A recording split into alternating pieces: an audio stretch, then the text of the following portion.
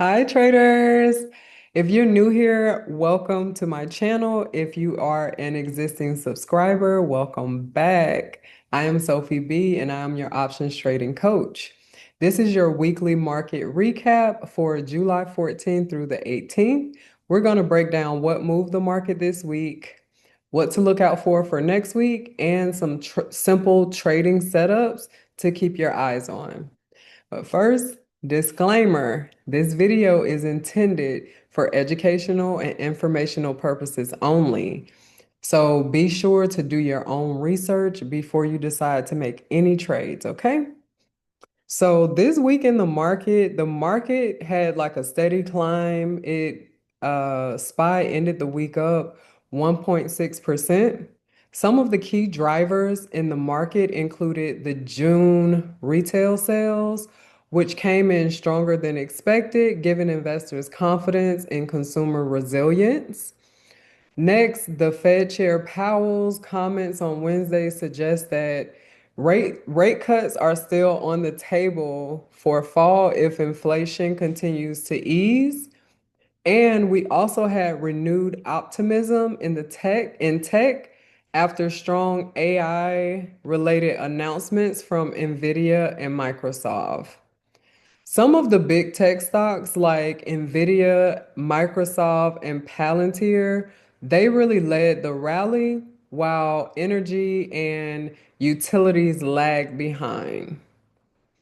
Sector-wise, again, technology outperformed. It was driven by the momentum in AI and chip stocks, while defense sectors like utilities and consumer staples underperformed. Some of our notable movers this week was NVIDIA, in which they surged after announcing new enterprise AI solutions and bullish analyst upgrades. Next, we have Microsoft. Microsoft climbed higher following its partnership expansion with OpenAI, also known as ChatGPT, for government contracts. Another notable mover is CoreWeave. It remained in its bearish trend, and we placed puts earlier in the week, continuing to ride that downside momentum. So, as far as options trading, we saw heavy call volume in SPY, NVIDIA, Microsoft, and Palantir, especially for short dated expiration dates. And give me one moment. Allow me to share my screen. I'm gonna pull up some charts. And we saw unusual put sweeps on CoreWeave. Y'all give me one second. I got multiple screens and they want to trip.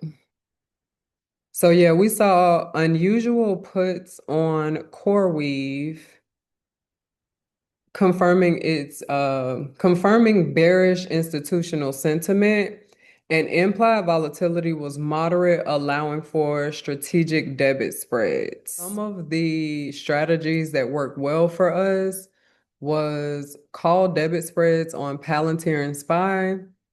We did straight puts on CoreWeave, which continued to trend lower, and then we did naked calls on NVIDIA with strong volume and support and follow through.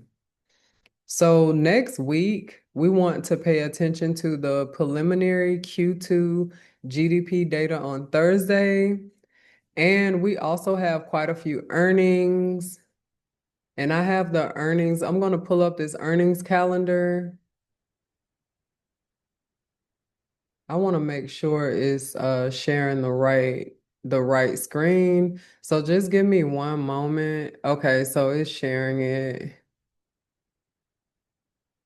So these are some of and excuse me for not looking directly in the camera. I told you I have multiple screens. So these are some of the earnings that we have next week. Y'all need to write it down, take a picture, do whatever you need to do. That way you can make plays on earnings next week. Some of the ones I do want to know is Tesla. We got Verizon, Domino's. Who's in here? Sharon Williams, Capital One, Google, T-Mobile, Chipotle. So all of these people have earnings next week.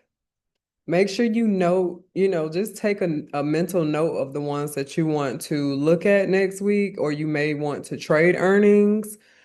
Typically, I advise that you do neutral volatility plays like straddles, okay?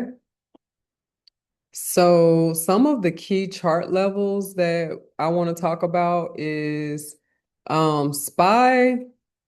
SPY has resistance at around 629, which is also a 52-week high, which is understandable because we typically get or hit that resistance around the 52-week high.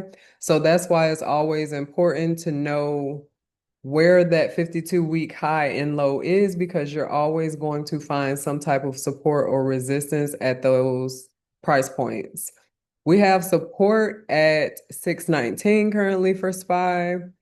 And then CoreWeave, we have support at 122 and resistance around 140. Now, if you look at this, you can see it's at support. The momentum on the MACD is slowing down. It's about to cross over to the positive side, and the RSI is around 20, which means it's oversold. So keep that in mind. So this week, we want to have bullish plays on Apple and Google heading into their earnings.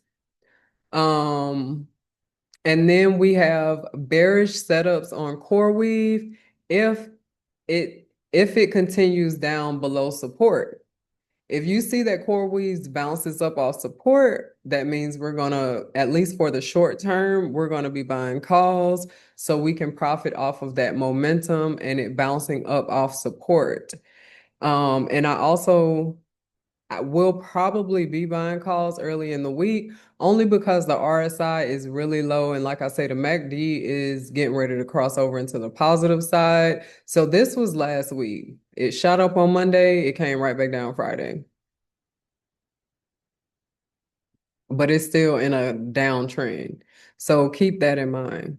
Then again, you want to do the neutral volatility plays like straddles on the stocks that have earnings this week. So that is all I have for y'all this week. Let me know what setups you're watching and trading in the comments.